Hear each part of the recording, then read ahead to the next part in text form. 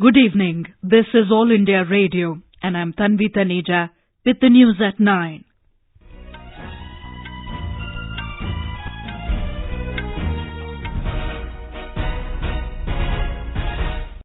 The headlines. India and China agreed to intensify their efforts to achieve a reasonable solution to the boundary question. Over 1,000 academicians and scholars come out in support of the Citizenship Amendment Act. Telangana High Court orders for re-postmortem of the 4 accused in the gangrape and murder of the veterinary doctor. Intense cold wave continues to affect normal life in northern parts of the country. And in cricket, India to take on West Indies in the 3rd decisive ODI tomorrow at Cuttack.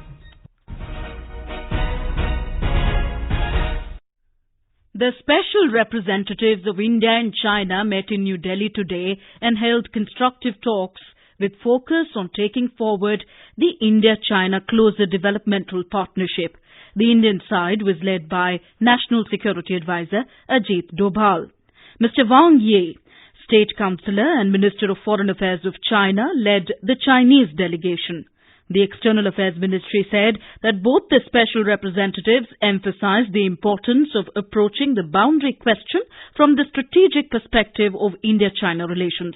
They resolved to intensify their efforts to achieve a fair, reasonable and mutually acceptable solution to the India-China boundary question. They agreed that an early settlement of the boundary question serves the fundamental interests of both the countries. There was a consensus that both sides should respect each other's sensitivities and concerns in order to build mutual trust, as this was important for the future development of the bilateral relations. Both sides agreed that it is important to maintain peace and tranquility in the border areas for the overall development of the bilateral relationship pending final settlement of the boundary question. This was the 22nd meeting between the two countries on the issue. India has conveyed strong protest to Malaysia over Malaysian Prime Minister Mahathir bin Mohamad's comments on India's internal matters. Sources said the Malaysian Charge d'Affaires was summoned to the Ministry of External Affairs today in order to lodge a solemn protest over the remarks on Citizenship Amendment Act made by the Malaysian Prime Minister in Kuala Lumpur. It was conveyed that such remarks are neither in keeping with the accepted diplomatic practice of non-interference in each other's internal affairs, nor with the state of bilateral relations. It was also conveyed that such remarks are both ill-informed and insensitive. Malaysia was asked to take a long-term and strategic view of the bilateral relations. Over 1,100 academicians and research scholars from various universities across India and abroad, as well as prominent persons, have released a statement today in support of the Citizenship Amendment Act. The signatories to the statement include Rajya Sabha member Swapan Das Gupta, Shishir Bajoria, Chairman IIM Shillong, Sunaina Singh, Vice Chancellor Nalanda University, JNU Professor Ainul Hassan, Abhijit Ayyar Mitra, Senior Fellow, Institute of Peace and Conflict Studies, and journalist Kanchan Gupta. In the statement, the signatories appeal to every section of the society to exercise restraint and refuse to fall into the trap of propaganda, communalism, and anarchism. They also noted that an atmosphere of fear is being created in the country, leading to violence in several parts of the nation. The BJP has announced a mass contact program to expose opposition parties' lies and inform the people about the details of the Citizenship Amendment Act. The decision was taken in a meeting chaired by BJP Working President J.P. Nadda to formulate the party's strategy over the issue. Briefing reporters in New Delhi, BJP General Secretary Bhupendra Yadav said that the party within the next 10 days will contact more than 3 crore families about the amended act. आज देश के 1101 शिक्षाविदों ने अपने हस्ताक्षर के द्वारा citizenship amendment act में जो परिवर्तन हुए उसका समर्थन किया है। हमारा मानना है कि हम विपक्ष के द्वारा जो भ्रम और झूठ की राजनीति की जा रही है, देश की जनता के सामने झूठ बोला जा रहा है, इसका जवाब देंगे। और आज हमारी पार्टी ने तय किया है कि आने वाले 10 दिनों में एक विशेष संपर्क अभियान चलाकर हम घर घर जाकर सिटीजनशिप अमेंडमेंट एक्ट के लिए 3 करोड़ से ज्यादा परिवारों से संपर्क करेंगे। Meanwhile, Congress leader Priyanka Gandhi alleged that the NRC and Citizenship Amendment Act are against the poor people of the country. In Uttar Pradesh, heavy police force have been deployed at sensitive places and forces are having strict vigil on the situation across the state. DGP OP Singh has said that no innocent person will be tortured and the culprits will not be spared. He said police is identifying miscreants and they will be charged accordingly. Loss to public property will be compensated from the property of the accused people. Violent protests were witnessed today at several places in the state, including Rampur. In Kanpur, a police post was set on fire this afternoon. State Governor Anandiben Patel has appealed to people to maintain peace and law and order in view of the violent protests in several districts in protest against the Citizenship Amendment Act. Earlier, Chief Minister Yogi Adityanath had appealed to people to maintain peace. He said the culprits will be identified and strict action will be taken against them. The Delhi police has filed an FIR and arrested 16 people in connection with yesterday's violent protest in the Old Delhi area. According to Delhi police, they have been charged with rioting and using force to deter policemen from doing their duties. Bhim Army Chief Chandrasekhar Azad has also been arrested. The protesters had set ablaze a private car parked in Daryaganj area. Some police personnel, including senior officers, were also injured in stone pelting by the protesters. The Minority Affairs Ministry has focused on educational empowerment of minorities, especially Muslim girls, and job-oriented skill development of youths belonging to minority communities. Development with dignity has been the goal of the ministry. This year has been marked by several initiatives for the welfare of the minority communities. More than 80 lakh students from 6 notified minority communities, Jains, Parsis, Buddhists, Christians, Sikhs and Muslims have been sanctioned pre-metric, post-metric, merit-cum-means and other scholarships in the first 6 months of the NDA-2 government. These students include 60% girls. Our correspondent has more.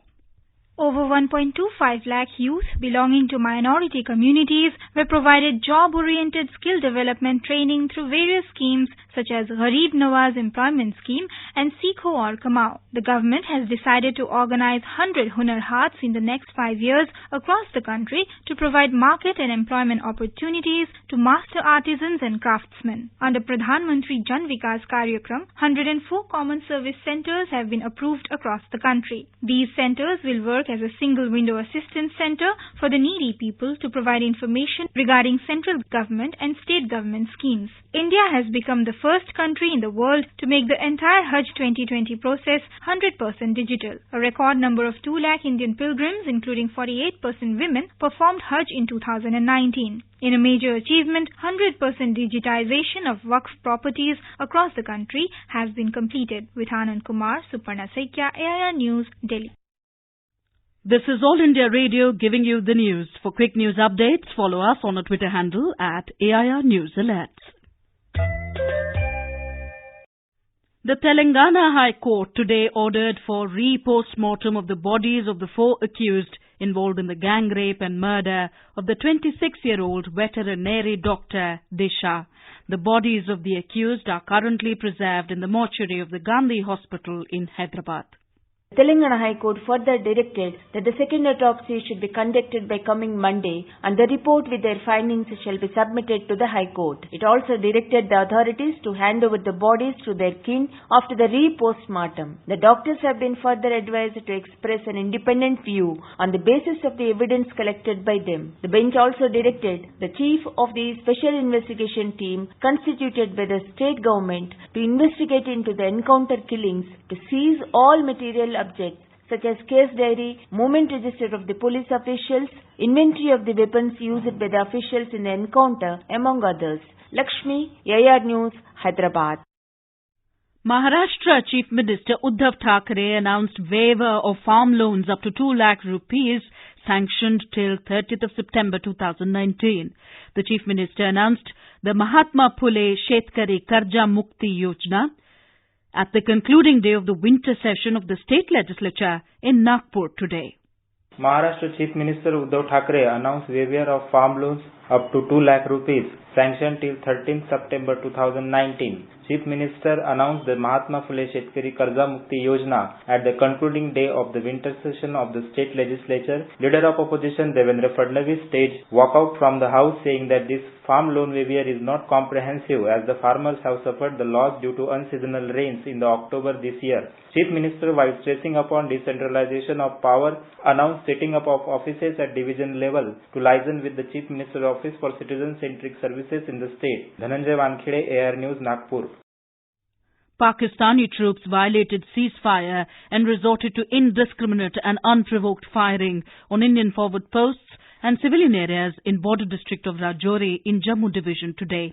Defence spokesperson told IIR News that at about 11:30 hours, Pakistani troops opened fire using small arms and started shelling with mortars along the line of control in Keri Batal Sundarbani sectors of Rajouri district. However, alert Indian troops immediately retaliated. No damage was reported to the Indian side due to the Pak firing. In the intervening night of December 20th and 21st, there was heavy exchange of fire in Akhnur sector after Pakistani troops violated ceasefire. Prime Minister Narendra Modi today warmly congratulated Mr. Charles Michel on assumption of the office of the President of the European Council. Mr. Modi conveyed Mr. Michel best wishes for a successful tenure. The Prime Minister expressed confidence that India-EU Partnership will be further strengthened under the leadership of Mr. Michel. Recalling his meeting with Mr. Michel in New York on the sidelines of the United Nations General Assembly earlier this year, the Prime Minister mentioned that India was committed to making the progress on issues of mutual interest. Biting cold continued to sweep North India with fresh snowfall in Jammu and Kashmir and Himachal Pradesh. In Jammu and Kashmir, the Kashmir region is reeling under intense cold wave and chill for the past 10 days, with winter's coldest period, Chile-Kalan, having already started today. Srinagar recorded night temperature of minus 0.4 degrees Celsius. Met Department Srinagar has forecast dry weather till next Friday. Our correspondent has more. Traffic officials clarified that no fresh traffic will be allowed to move tomorrow on Srinagar-Jammu highway till all the stranded vehicles will be cleared towards their destinations. Meanwhile, Srinagar-Leh highway and historic 86-kilometer long Mughal road in South Kashmir's Shopian district connecting Rajouri and Poonch districts in Jammu province continues to remain closed. Director Airport Srinagar Santosh Dokhe told AIR that only one flight in the morning was cancelled due to poor visibility, while as a total 52 inbound and outbound flights were operated today. Tariq Rathar, AIR News, Srinagar. In Himachal Pradesh, some higher reaches received fresh snowfall, whereas rain occurred at some places today. Biting cold also persisted in most parts of Punjab, Haryana and the national capital. In cricket, India will take on West Indies in the third decisive encounter of the three-match one-day international series at Cuttack tomorrow. India lost first one-day at Chennai by 8 wickets, while won the second at Visakhapatnam with 107 runs, equalizing the series 1-1.